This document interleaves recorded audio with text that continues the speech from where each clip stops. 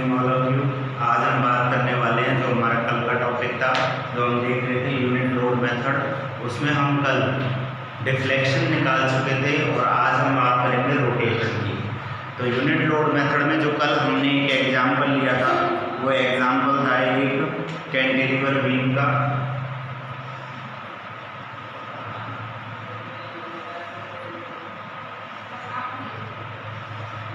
इस तरीके से एक एग्जाम्पल था, यहाँ पर 2i था, ये i था, ये पॉइंट A, B और C थे और इनकी डिस्टेंस थी यहाँ से यहाँ तक है।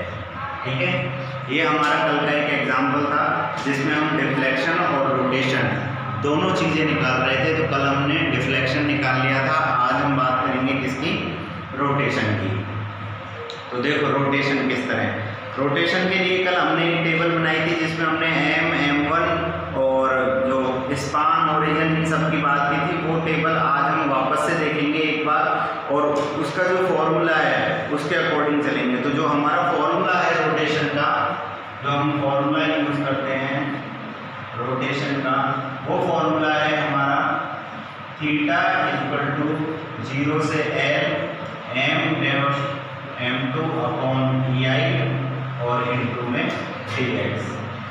ये वाला फॉर्मूला हम यूज़ करते हैं। तो इसके लिए सबसे पहले हमें जो वैल्यू चाहिए वो सब हम वापस से एक बार बना लेते हैं और वापस से देखते हैं किस तरह हम वैल्यू इससे पुट करेंगे। तो देखो सबसे पहले जो हमने बात लिखी थी वो हमने लिखी थी स्पान, और स्पान हमने क्या लिए थे, स्पान एक तो हमने लिया था C से B, एक लिया था B से A। उसके बाद हमने क्या लिया था, उसके बाद हमने ओरिजिन पॉइंट लिए थे, ओरिजिन इसका था C और इसका था D। उसके बाद हमने लिमिट ली थी, लिमिट हमने कहाँ से कहाँ तक ली थी, 0 से L और यहाँ भी 0 से L। उसके बाद हमने मोमेंट निकाला था दोनों पे। तो मोमेंट हमारा इस C पॉइंट, इस पे यहाँ पे अगर हमने क्रॉस सेक्शन लेके लिया था तो वो तो आया था माइनस का px, और जब हमने यहाँ पे मूवमेंट निकाला था B से A सेक्शन पे तो वो था हमारा माइनस का p L plus x, minus का p L प्लस x और माइनस का px। ये हमारा मूवमेंट आया था। जब हमने M1 की बात की थी, यूनिट मूवमेंट लेके चले थे हम, तो यहाँ पर आया था माइनस का 1x।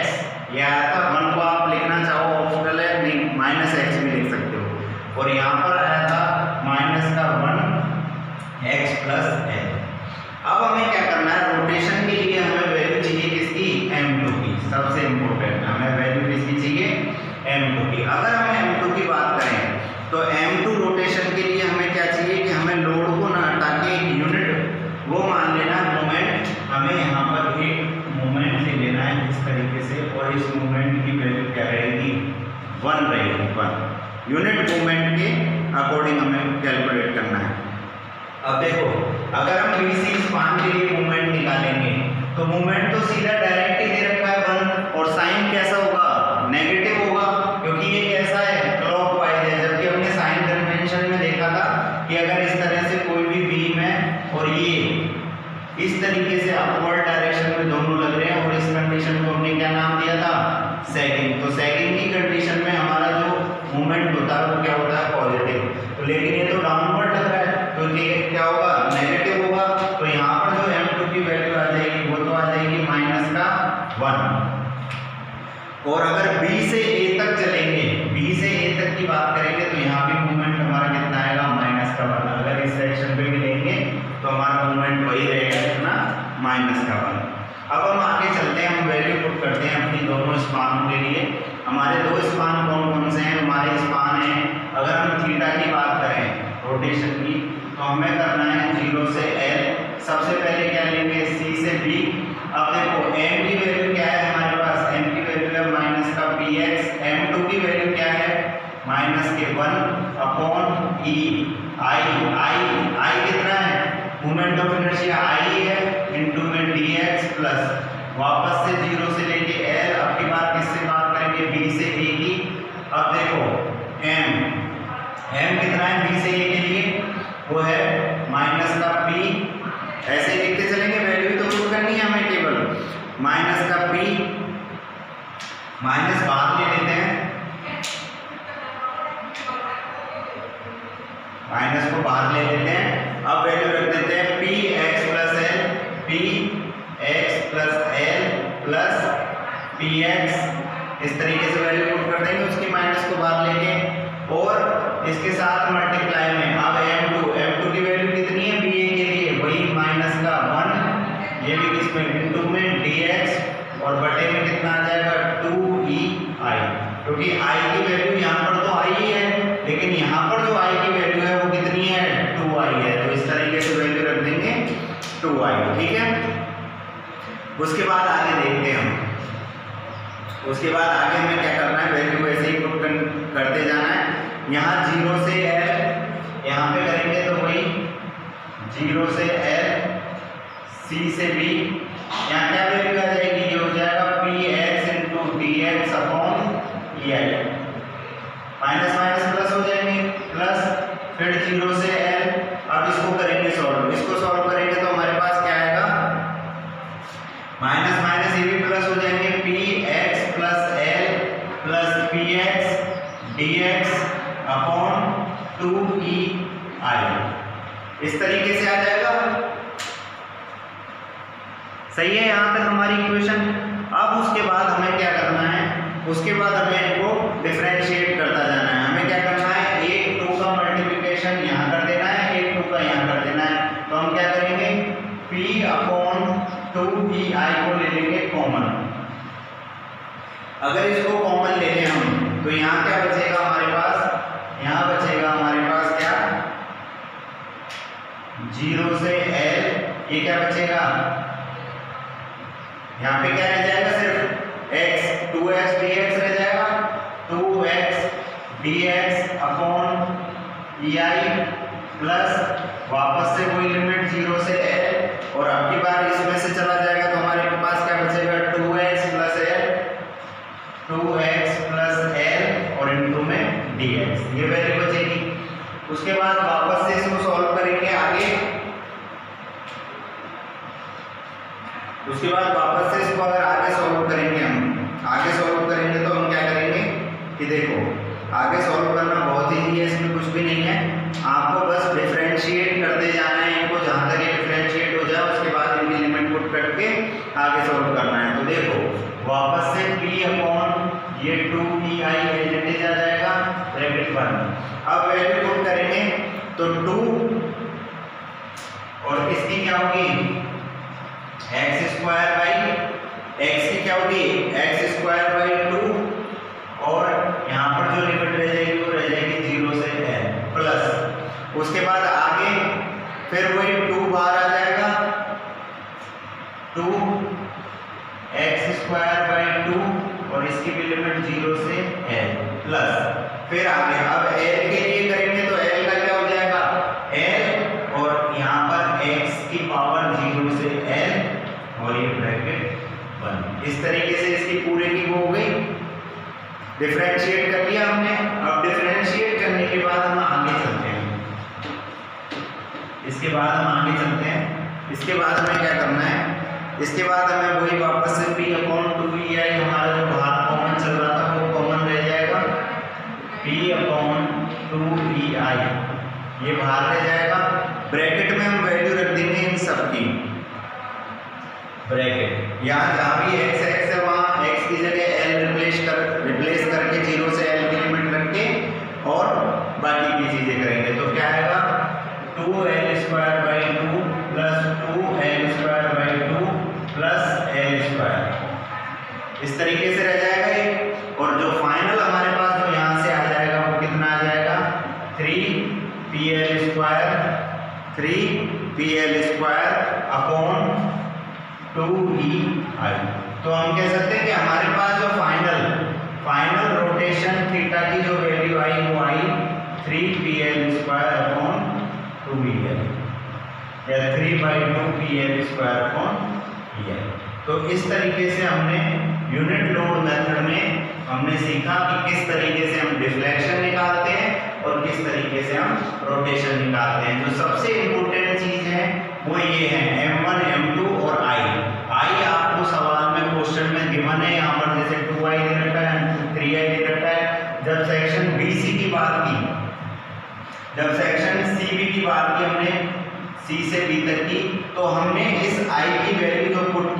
वो केवल क्या की आई, ये दो तो हमने बाद में लगाया था, 2 तो मल्टीप्लिकेशन बाद में किया था ऊपर और नीचे, लेकिन यहाँ पर जो ये वाला आई था, यहाँ पर जो दोबारा फॉर्मूले में बी ए स्पान के लिए जो आई था, ये हमारे पास कितना था 2i, तो हमने ई के स्थान पर यहाँ पर क्या लिखा था 2i।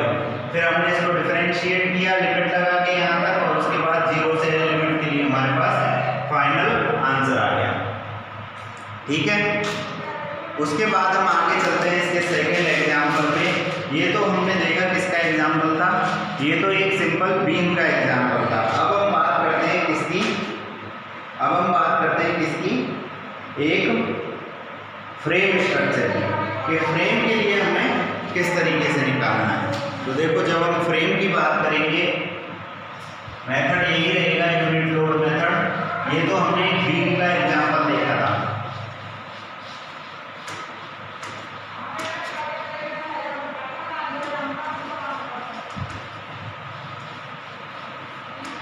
देखो, अब हम बात करते हैं फ्रेम की। जब हम फ्रेम की बात करेंगे तो फ्रेम की बात करेंगे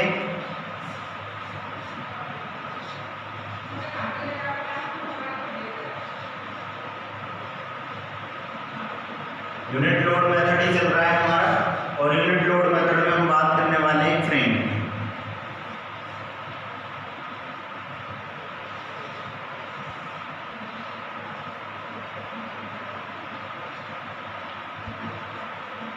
ये 3 पॉइंट मार्क किए हैं, ए बी और सी।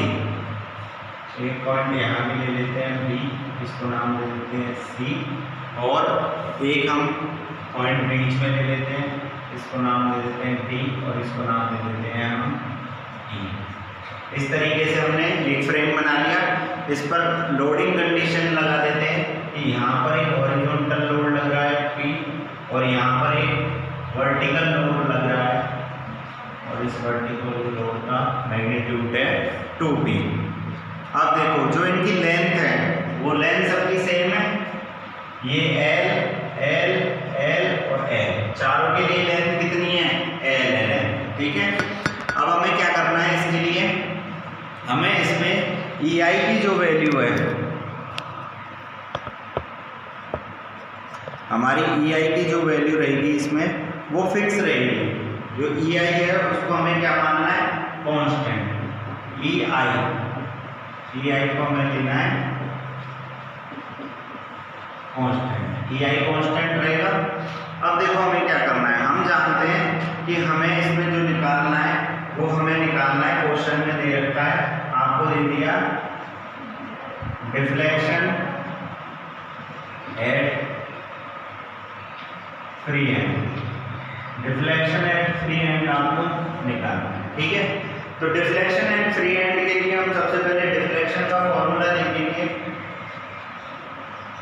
तो जो डिफ्लेक्शन का फॉर्मूला होता है वो फॉर्मूला होता है लिमिट 0 से L, और formula m log m1 upon EI और इनटू में dx। ये हमारा फॉर्मूला होता है डिफ्लेक्शन का, जो हमने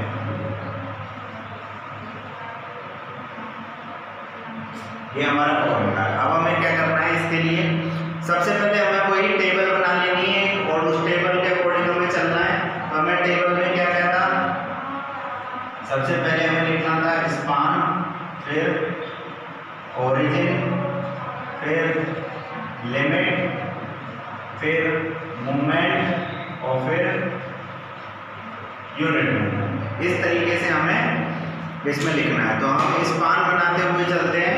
अगर हम इधर से चलें तो स्पान क्या है, E से D, D से C, C से D और D से A। तो स्पान हमारे पास क्या क्या है, एक तो है E से D, एक D से C, एक C से B और एक B से A।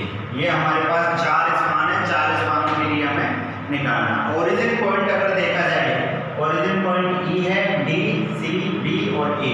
यहाँ पर है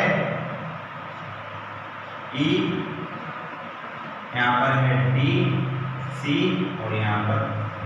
इस तरीके से ओरिजिन पॉइंट है। अगर हम लिमिट की बात करें तो लिमिट सबके लिए क्या है, L और यहाँ से यहाँ तक भी L। तो लिमिट क्या है, 0 से L इस तरह से लिख लेते हैं। यूनिट आ गई। अब उसके बाद करते हैं बात मूवमेंट की। मूवमेंट की बात करेंगे तो इस ई पॉइंट पर कोई भी वर्टिकल फोर्स नहीं लग रहा है। देखो हमारा जो मूवमेंट होता है, मूवमेंट उसको हम जो लिखते हैं वो लिखते हैं फोर्स इनटू डिस्टेंस। इस तरीके से लिखते हैं, मतलब P इंटू L। अब इस पॉइंट पर एट पॉइंट अगर E की बात करें, E पॉइंट पर फोर्स P है क्या? 0 है P की लिमिट, P है ही नहीं, कोई फोर्स ही नहीं है। तो इस पॉइंट पर ED पॉइंट पर जो मूवमेंट होगा वो क्या होगा? वो होगा 0। ये कितना होगा? 0 होगा। अब हम बात करते हैं किसकी? इसके बाद हम पॉइंट चलते हैं आगे D से C तक। अगर D से C पर मैं कोई भी ये सेक्शन काटूं x डिस्टेंस पे, तो क्या होगा? क्लॉकवाइज डायरेक्शन में फोर्स कितना है? 2p, और परपेंडिकुलर डिस्टेंस कितनी है? x। तो कितना हो जाएगा? माइनस का 2px। क्लियर है यहां तक? माइनस का क्या हो जाएगा? 2px हो जाएगा। अब ये 2px हो गया। अब तीसरे पे चलते हैं हम।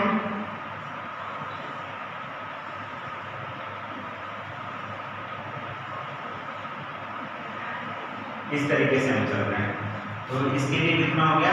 माइनस का 2px। अगर हमें इस तक की बात करें, अब हम बात करें CB सेक्शन की।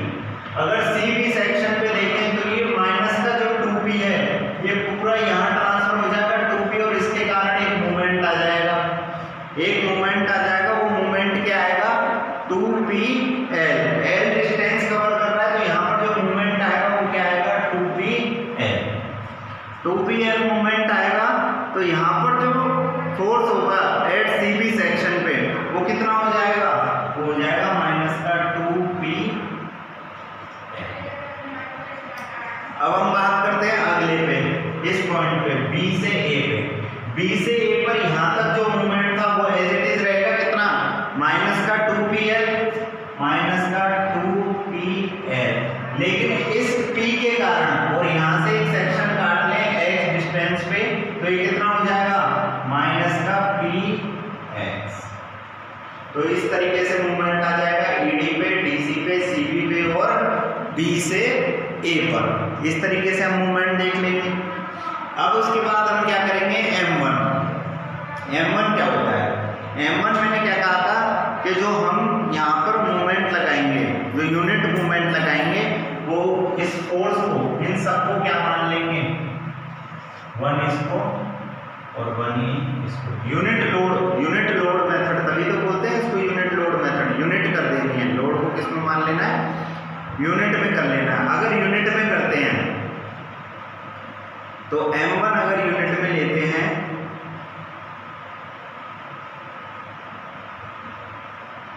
तो अगर मोमेंट की बात करें यहां पर M1 E से D में अगर मोमेंट की बात करें, यूनिट मूवमेंट की, तो यहाँ पर कितना होगा? जो इसकी डिस्टेंस रहेगी x सेक्शन पे, अगर हम इसको काटेंगे तो कितना आ जाएगा? Minus x। तो यहाँ पर जो मूवमेंट आएगा वो कितना आ जाएगा? Minus x। उसके बाद अगर सेक्शन D से C पर देखेंगे, अगर D से C पर सेक्शन देखें तो L डिस्टेंस तो ये और x डिस्टेंस ये, तो कितना हो जाएगा? L प्लस x या x प्लस L, तो माइनस का x प्लस। उसके बाद नेक्स्ट हम C से B, अगर C से B डिस्टेंस पर देखें इस पर, तो इस पर भी कितना रहेगा? वही माइनस का 2L। L डिस्टेंस ये और मूवमेंट है तो कितना हो जाएगा? माइनस का 2L। और उसके बाद अगर हम लास्ट B से A पर देखें तो यहाँ पर भी कितना होगा? वही माइनस का 2L। तो इस तरीके से हम M1, M2, span, original, limit और इन सब की वैल्यू इस डायग्राम से फाइंड आउट कर सकते हैं। आपको मूवमेंट और यूनिट मूवमेंट ये दोनों पता होना चाहिए। ठीक है। M तो क्या होता है? हमारा मूवमेंट होता है, और यूनिट लोड के कारण मूवमेंट होता है। ये तो हमारा क्या होता है? डायरेक्ट इसको क्या लिखते हैं हम, इसको लिखते हैं हम यूनिट लोड के कारण आने वाला मोमेंट। तो यूनिट लोड मोमेंट और ये मोमेंट। अब इसके आगे अब यहाँ पर क्या करना है, आपको 4 स्पान ले लेने हैं। 4 स्पान कौन कौन से, E से D, D से C, C से B और B से, और ये सारी वैल्यू उठा के इसके अंदर पुट करनी है, और पुट करने के बाद इनका सॉल्यूशन देखना है कि हमें क्या देता है। तो चलो आगे देखते हैं, हम वैल्यू पुट करके देखते हैं इसकी। इनको बिठा देते हैं।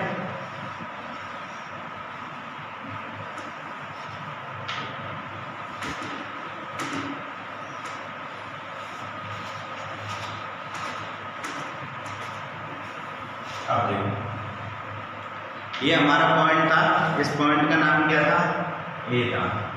अगर मैं डिफ्लेक्शन देखूं, डिफ्लेक्शन, तो हम इस डिफ्लेक्शन को 4 पार्ट में डिवाइड करेंगे।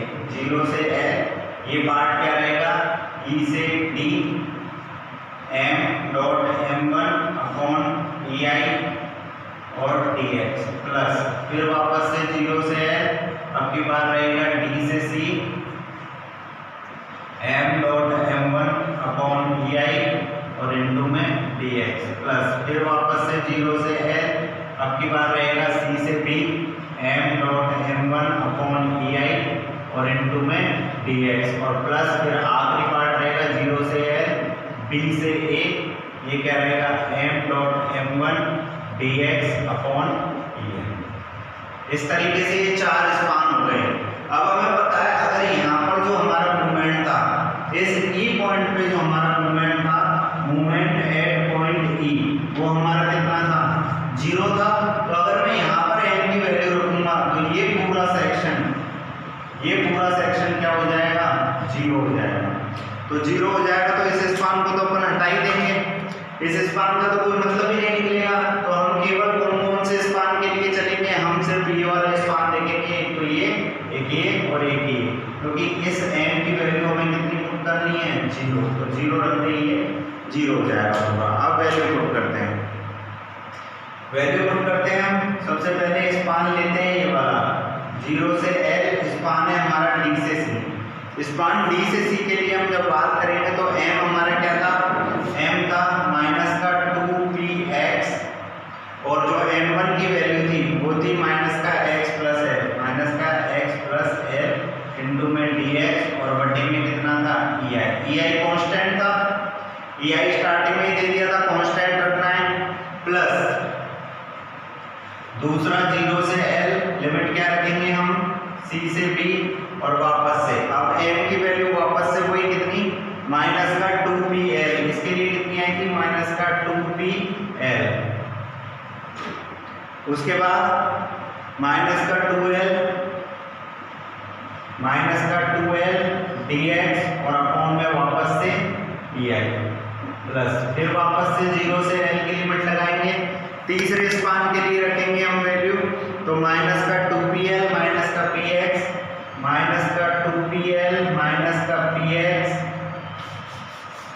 उसके बाद क्या था, उसके बाद माइनस का 2l जो m1 की वैल्यू इंटू dx और अपॉन में EI।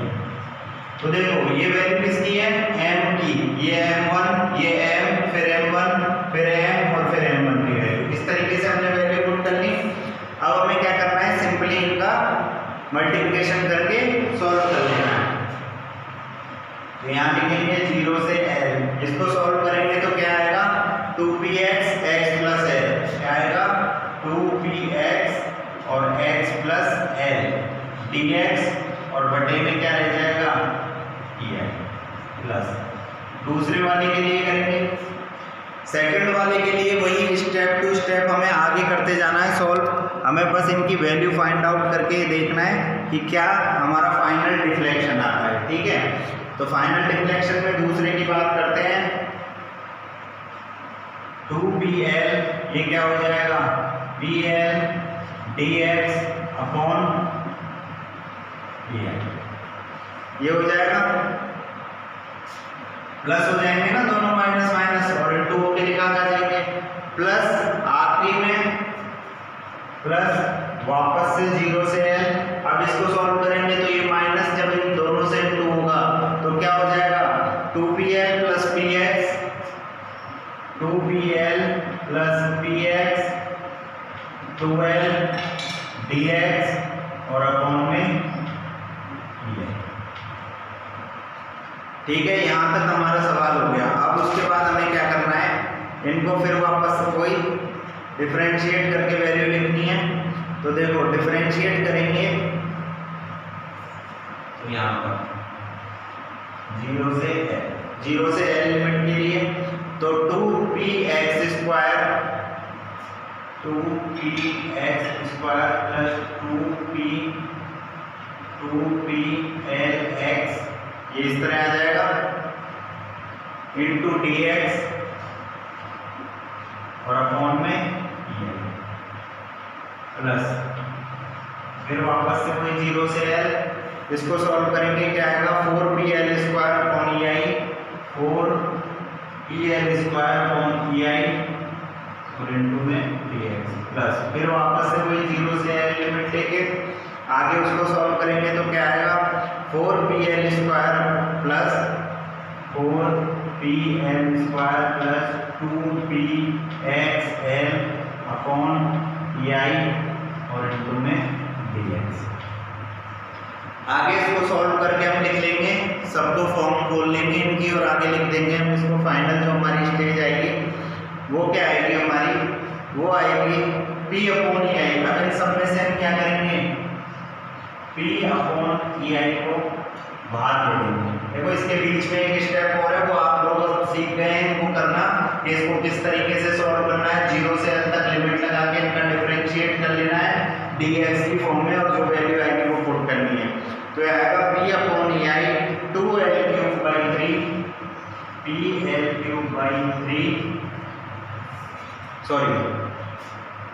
नहीं 2l³ plus l³ plus 8l³ plus, अब इसको कर लिया उनको भी जोड़ लिया, आखिरी में जब वैल्यू पुट करेंगे तो वो आ जाएगी l³ प्लस l³। और इसको जब हम फाइनली आंसर लिखेंगे इसमें रोटेशन का तो हमारा जो डिफ्लेक्शन आएगा, सॉरी रोटेशन नहीं, वो आएगा 32 pl³ अपॉन 3 ei।